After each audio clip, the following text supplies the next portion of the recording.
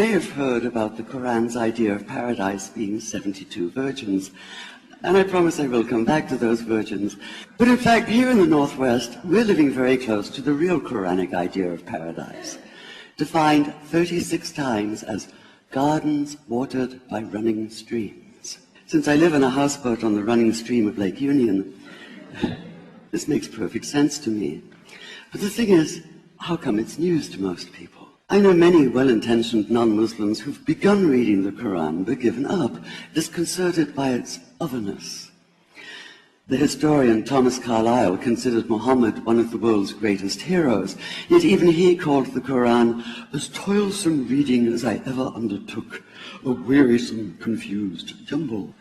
Part of the problem, I think, is that we imagine that the Quran can be read as we usually read a book, as though we can curl up with it on this rainy afternoon with a bowl of popcorn within reach, as though God, and the Quran is entirely in the voice of God speaking to Muhammad, were just another author on the bestseller list. Yet the fact that so few people do actually read the Quran is precisely why it's so easy to quote, that is, to misquote. Phrases and snippets taken out of context in what I call the highlighter version, which is the one favored by both Muslim fundamentalists and anti-Muslim Islamophobes. So this past spring, as I was gearing up to begin writing a biography of Muhammad, I realized I needed to read the Quran properly as I could, that is. My Arabic's reduced by now to wielding a dictionary, so I took 4 well-known translations and decided to read them side by side, verse by verse, along with a transliteration and the original 7th century Arabic. Now, I did have an advantage. My last book was about the story behind the Shia-Sunni split, and for that I'd worked closely with the earliest Islamic histories, so I knew the events to which the Quran constantly refers, its frame of reference. I knew enough, that is, to know that I'd be a tourist in the Quran, an informed one, an experienced one even, but still an outsider, an agnostic Jew reading someone else's holy book. So I read slowly. I'd set aside 3 weeks for this project, and that, I think, is what is meant by hubris, because it turned out to be 3 months.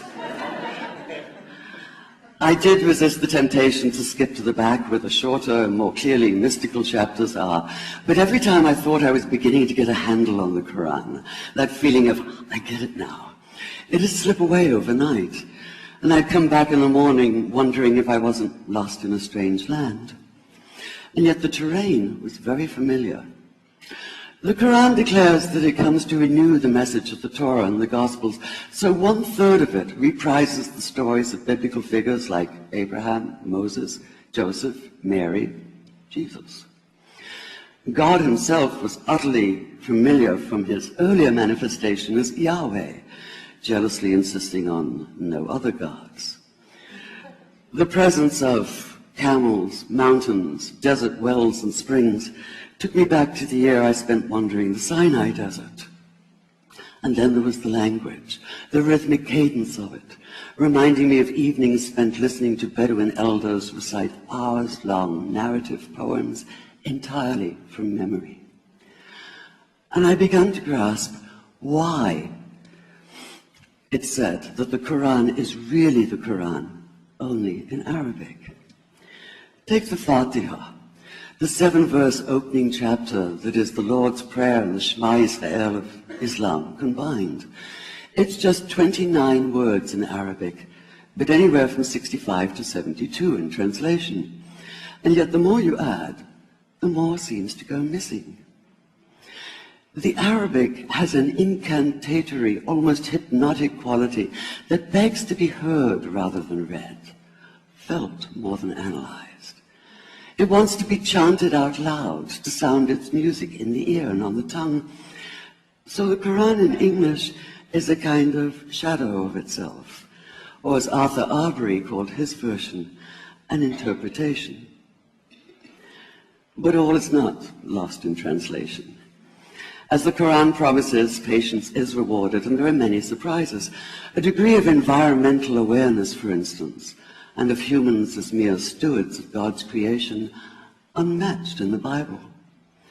And where the Bible is addressed exclusively to men, using the second and third person masculine, the Quran includes women, talking, for instance, of believing men and believing women, honorable men and honorable women.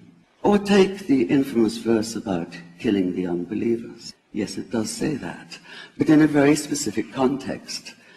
The anticipated conquest of the sanctuary city of Mecca, where fighting was usually forbidden. And the permission comes hedged about with qualifiers. Not you must kill unbelievers in Mecca, but you are allowed to, but only after a grace period is over. And only if there's no other pact in place. And only if they try to stop you getting to the Kaaba. And only if they attack you first. And even then, God is merciful, forgiveness is supreme, and so, essentially, better if you don't. This was perhaps the biggest surprise. How flexible the Quran is, at least in minds that are not fundamentally inflexible. Some of these verses are definite in meaning, it says, and others are ambiguous. The perverse at heart will seek out the ambiguities, trying to create discord by pinning down meanings of their own. Only God knows the true meaning. The phrase, God is subtle, appears again and again. And indeed, the whole of the Quran is far more subtle than most of us have been led to believe, as in, for instance, that little matter of virgins and paradise. Old-fashioned Orientalism comes into play here.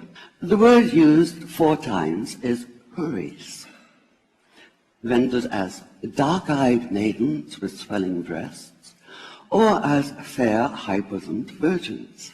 Yet all there is in the original Arabic is that one word, huris. Not a swelling breast or high bosom in sight. Now, this may be a way of saying pure beings, like in angels, or it may be like the Greek kos, or kore, an eternal youth.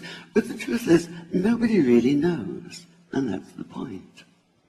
Because the Quran is quite clear when it says that you will be a new creation in paradise, and that you will be recreated in a form unknown to you. And that number 72 never appears. There are no 72 virgins in the Quran. Paradise is quite the opposite.